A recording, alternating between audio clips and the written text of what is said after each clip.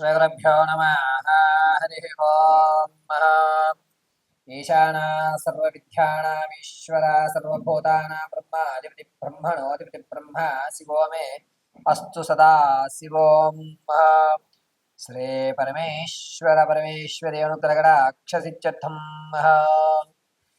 అందరికీ కూడా జులై నెలలో జరిగేటువంటి విపత్తులు ఏమిటి, వచ్చేటువంటి ప్రమాదాన్ని ఏ విధంగా ఆపాలి, అసలు ఏ ఏ తారీఖుల్లో ఈ మేషం దగ్గర నుంచి ప్రారంభం చేసుకుని మీనరాశి వరకు కూడా జూలై నెలలో ఏ తారీఖుల్లో ఏ విధమైనటువంటి గ్రహ సంచారం జరగడం వల్ల జరిగేటువంటి అనర్థాలు ఏమిటి, శుభ ఫలితాలు ఏమిటి, అశుభ ఫలితాలు ఏమిటి, ఏ విధమైనటువంటి వ్యక్తిగత శ్రద్ధ తీసుకోవాలి, దేని మీద మనం ఆశ పెట్టుకోవాలి అనేటువంటి విషయాన్ని పంచాంగకర్తలు రచించిన విధంగా పరమశివుడు అనుగ్రహించినటువంటి నాకు ప్రసాదించినటువంటి జ్ఞానాన్ని ఉపయోగించుకుని యథాశక్తిగా ఉన్నటువంటి విషయాల్లో మీరు ప్రమాదాల నుంచి ఏ విధంగా తప్పుకోవాలి, ధనాన్ని ఏ విధంగా మీరు నిల్వ చేసుకోగలుగుతారు, ఆర్థికంగా మీరు ఎప్పుడెప్పుడు స్థిరపడేటువంటి వ్యవస్థలు నడుస్తాయి, గోల్డెన్ ఛాన్స్ అనేటువంటి ఎప్పుడు లభిస్తుంది అనేటువంటిది ఈ నెలలో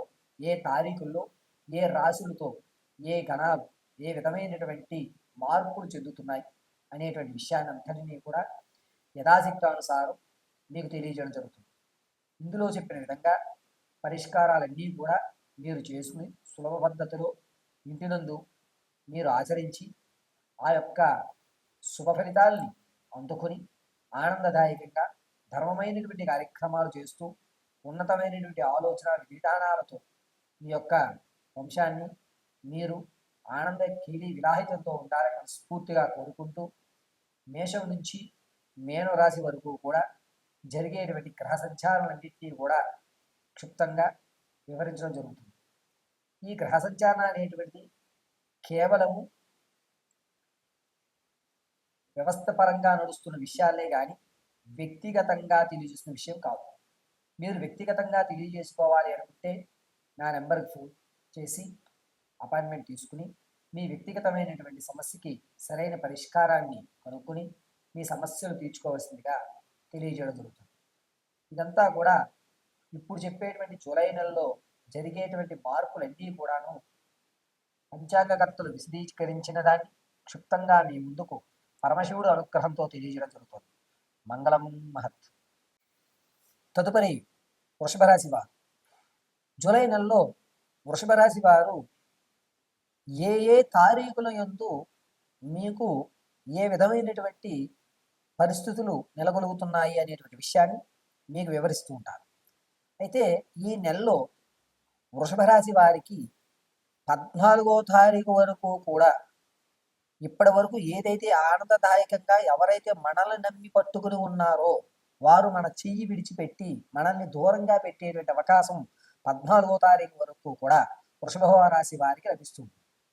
14వ తారీఖున రాహు చంద్రుడు కలయిక, గురుడు రవితో కలయిక ఉండడం వల్ల మనం ఎప్పటి వరకు ఏదైతే ఇది మనం నమ్మిన వాడు మన నమ్మిన బంటుని పక్కన పెట్టుకున్నామో అతనికి ఈర్ష అనేటువంటి మన మీద పెరిగి మన నుంచి దూరంగా వెళ్ళిపోయి నువ్వే బాగుపడుతున్నావు నన్ను కనీసం చూడట్లేదు అని మన మీద లేనిపోని విషయాన్ని అంతటిని కూడా 14వ తారీఖున వేసి మనకు కావలసినటువంటి బంధువులు కానీ స్నేహితులు కానీ దూరం అయ్యేటువంటి అవకాశం ఈ 14వ తారీఖు జరుగుతుంది.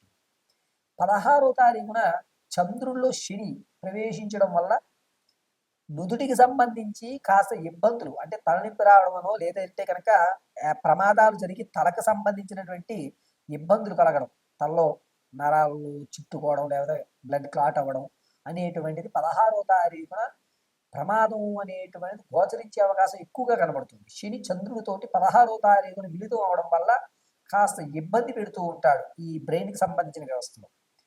ఇక వృషభ రాశిలో వారికి 18వ తారీఖున రవిలో బుధుడు ప్రవేశించడం వల్ల మీరు ఇంతకు ముందు ఏదైతే కోర్టు సంబంధిత వ్యవస్థలు ఏవైతే ఉన్నాయో అవి తొలగి ఆ యొక్క ఆస్తికి మీరు వసూలయ్యేటువంటి అవకాశం అంటే నాది మా వాళ్ళది నేను తింటున్నాను అని ఒక నమ్మకం 18వ తారీఖున ఏర్పడుతుంది. అంతేకాకుండా శుక్రుడు చంద్రుడితోటి 20వ తారీఖున కలిసి ఉండడం వల్ల 20 నుంచి 24 వరకు కూడా ఏదైనా శుభ కార్యక్రమాల్లో మీరు పాల్గొనడం, ఆ శుభ కార్యక్రమంలో మీకంటూ ఒక పెద్ద పీట వేయడం, ఇప్పటి వరకు మిమ్మల్ని ఎవరైతే గుర్తించలేదో వాళ్ళు మిమ్మల్ని గుర్తించడం అనేటువంటిది జరుగుతుంది. గుర్తింపు జరిగి, ఓహో! వీడి వల్లే ఇన్ని జరుగుతున్నాయి అని మీ బంధువుల్లో మీ యొక్క ఖ్యాతి అనేటువంటిది పెరుగుతుంది. 20వ తారీఖున. 24 రవి, బుధుడు, చంద్రుడు ముగ్గురు కలయికలో ఉండడం వల్ల నూతనంగా ఏదైతే పనికి మీరు శ్రీకారం చుడతారో ఆ పనిలో అవాంతరాలు ఏర్పడుతూ ఉంటాయి. అయ్యో! ఈ పని నేను ఇప్పుడు మొదలు పెట్టకుండా కొన్ని రోజులు ఆగి మొదలు పెడితే బాగుండే అనేటువంటి ఒక నమ్మకానికి 24వ తారీఖున వస్తారు. అప్పటి వరకు కూడా అదే పైచేయిగా నడుస్తుంది, నేను బాగున్నాను కదా అనేటువంటి విషయానికి వచ్చి కరెక్ట్గా 24వ తారీఖు వచ్చేసరికి ఇది ఇప్పుడు చేయవలసిన పని కాదు అని నాలుగు ఖర్చుకునేటువంటి విధానం అనేటువంటిది రవి, బుధుడు, చంద్రుడు కలయిక వల్ల ఏర్పడుతూ ఉంటుంది. ఇక 28వ తారీఖున కేతువులో చంద్రుడు ప్రవేశించడం వల్ల మీ గౌరవానికి కాస్త భంగం కలిగించే వాళ్ళు, మళ్ళా మీ మీద లేనిపోని చెప్పేటువంటి వాళ్ళు వాళ్ళ చుట్టూ చేరేటువంటి అవకాశం. ఇంతకుముందు మనల్ని వదిలిపెట్టారు, ఇప్పుడు బెల్లం చుట్టూ చీమలు చేరినట్టుగా 28వ తారీఖున కొత్త పరిచయాలు ఏర్పడి మీ ఆర్థిక సంబంధిత విషయాల్ని డౌన్ఫాల్ చేయడానికి 28వ తారీఖున కొత్త పరిచయాలు అనేటువంటివి వృషభ రాశి వారికి ఏర్పడుతున్నాయి. వృషభ రాశి వారు ఖచ్చితంగా 28వ తారీఖున మీరు తీసుకునేటువంటి నిర్ణయం అంటే కొత్త పరిచయాలు నిర్ణయం మాత్రం చాలా జాగ్రత్తగా తీసుకోవాలి. అదేవిధంగా 24వ తారీఖున మీరు చేపట్టే పని ఆటంకాలు అనేటువంటి ఏర్పడుతుంటాయి కాబట్టి గణపతి ఆరాధన చేయడం చాలా శ్రేష్టంగా నడుస్తుంది. జూలై నెల మొత్తానికి కూడా వృషభ రాశిలో వారికి అనూహ్యమైనటువంటి ఇబ్బందులు అంటే మన అనుకున్న వాళ్ళు దూరం అవ్వడం, కొత్త పరిచయాలు ఏర్పడడం, వీటన్నిటి వల్ల ఆనందాలతో ఉన్నా కూడా ఎక్కడో ఒక మచ్చు చునక్కి ఇబ్బంది కలుగుతూ అనేటువంటి జీవితం ఈ జూలై నెలంతా కూడా గడపాలి. జూలై నెలలో వృషభ రాశి వారికి రవి స్థానం నీచంలోను, బుధుడితోనూ అదేవిధంగా చంద్రుడు కలయిక 24తోనూ ఉండడం వల్ల కాస్త చికాకు తెలిగించినా కూడా సరే ఏదన్నా భగవంతుని నిర్ణయమేలే అనేటువంటి మాటతో మీ యొక్క కార్యక్రమాలన్నింటినీ కూడా నిర్వర్తించుకుంటూ ఉంటారు. ఈ విధంగా వృషభ రాశిలో ఉన్నటువంటి వారికి 14వ తారీఖు నుంచి 28వ తారీఖు వరకు కూడా అనూహ్యమైనటువంటి మార్పులు ఈ నెలలో జరగడం, పైగా కొత్త పరిచయం 28వ తారీఖున ఏర్పడడం వల్ల ఆర్థికంగా దిగజారేటువంటి వ్యవస్థ అనేటువంటిది ఏర్పడడం కొంచెం ఇబ్బందిదాయకంగానే ఉంటుంది. వృషభ రాశి వారు ప్రతినిత్యము కూడా అమ్మవారి ఆరాధన చేయడం వల్ల 28వ తారీఖున మీరు అనుకున్నటువంటి కొత్త పరిచయం ఏదైతే ఉందో అది సరైందో కాదో ఖచ్చితమైన నిర్ణయానికి రావడం జరుగుతుంది. కాబట్టి 28వ తారీఖున మాత్రం చాలా జాగ్రత్తగా నిర్ణయం తీసుకోండి. తదుపరి మిథున రాశి వారు. మిథున రాశి వారికి ఇప్పటి వరకు చాలా ఆనందదాయకంగా ఉన్నటువంటి మీ యొక్క మనసు కానీ శారీరకం కానీ 14వ తారీఖు నుంచి కొంచెం ఇబ్బందిదాయకాలు నడుస్తూ ఉంటాయి.